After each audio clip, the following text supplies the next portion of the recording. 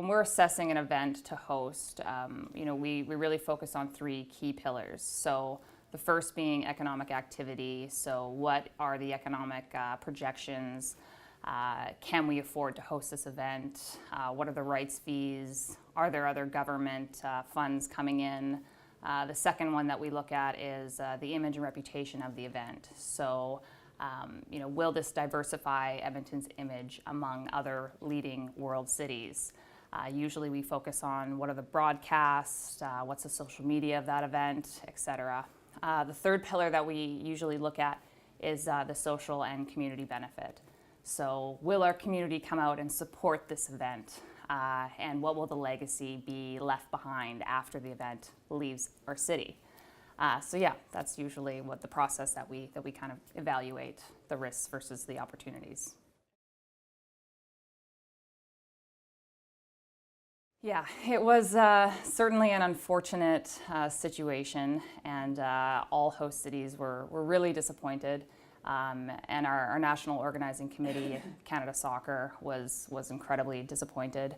But they had been very vocal about the game needing change, and that they weren't going to be supporting Sepp Blatter in an upcoming election. So, and we looked to them really for that guidance in terms of what is our communication. And we know that they always host their tournaments and competitions with the utmost respect for the game, and so that's how we proceeded with that.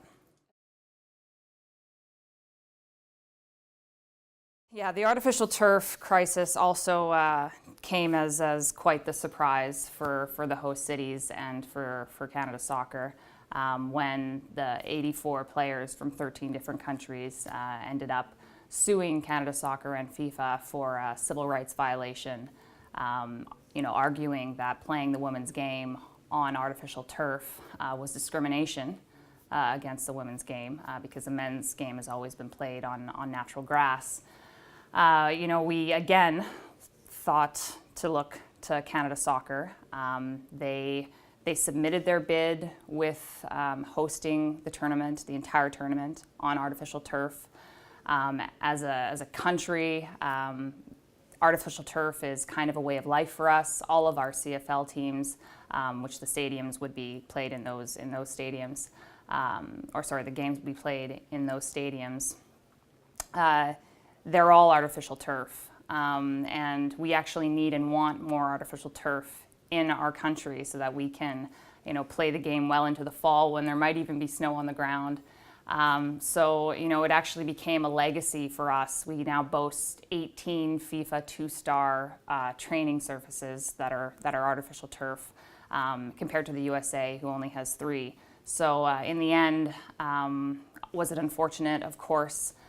Do we see where the players were coming from? Absolutely. Would we have changed out our artificial turf had FIFA made it a requirement? Probably. But it would have been a huge extra cost to each host city and to Canada Soccer, and there would be no legacy left behind. So, yeah, ultimately, that's how we handled it.